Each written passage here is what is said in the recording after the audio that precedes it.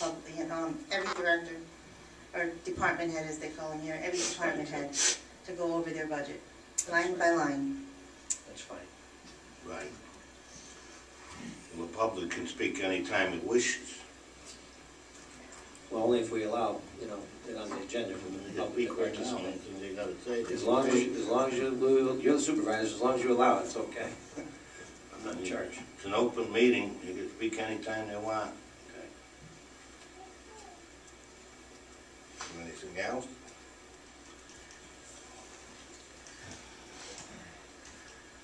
Public comment, privilege of the floor.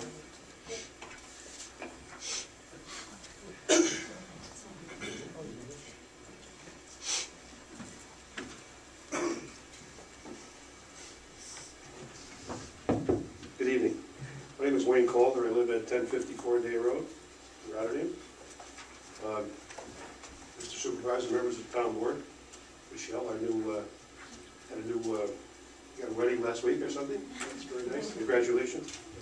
Along this line of the budget, I just want to mention, I attended the meeting last night that you had here. And I know that you're going to have a lot of budget meetings coming up, and I know that this is probably the most important thing that you do at the town board level. You know, and I know Mrs. DeLeva mentioned going over line by line, and that's what you have to do also. But I think I want to go back again to this REMS and this Mohawk thing. You know, there's some revenue there, and I think before we have to go back to cutting things and working line by line items, I think that we have to look at what revenue the town brings in. I realize the town is not a business per se. You know, if you were a business and we sold tires, we could give you 4 for 2 and all this other kind of stuff. But we're not. The town government is a different situation.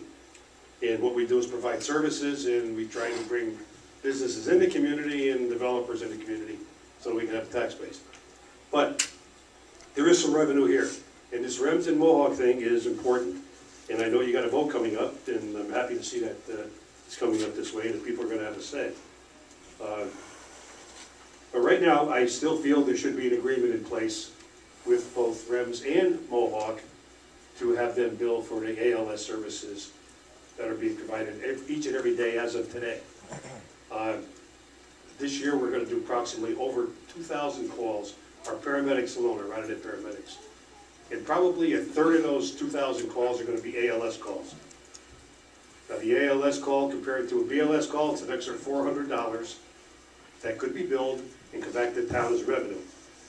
It's a lot of money.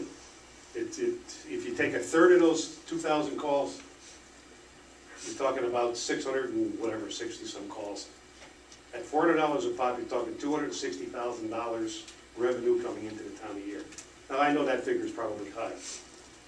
But from my understanding, the people that are working with the Rotterdam paramedics are easily saying 100 grand with no problem. That's income. We should look at that.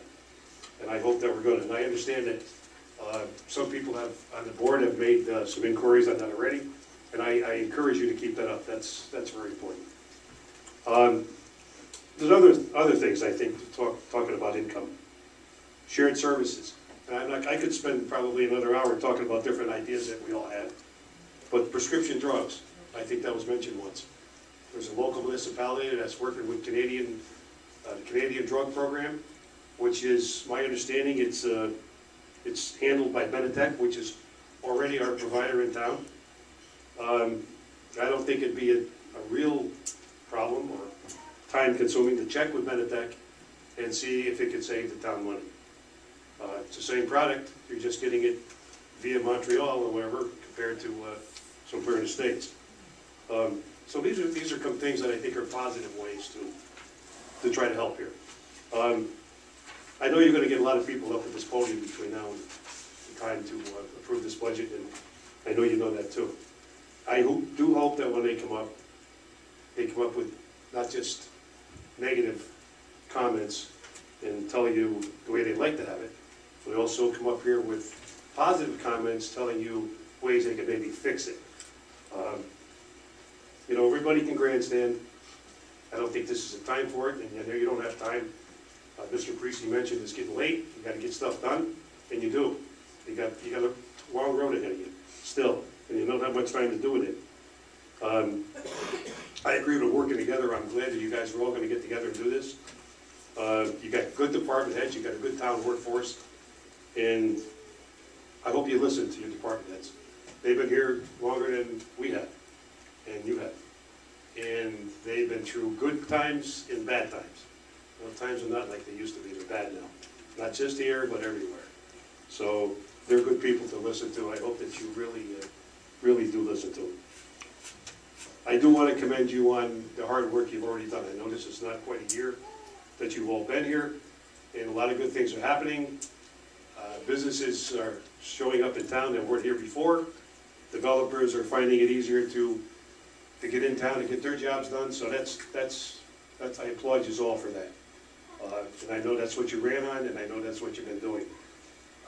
And you're not going to straighten this whole mess out in 10 months. At least I don't expect you to. I hope that the people in the community don't. But I do give you credit for everything you've done so far. So include the people, as you already talked about. Include the department heads, and if everybody works together, you know, this little thing that 2 heads are better than 1 is always a good idea. Anyway, thank you. Thank you.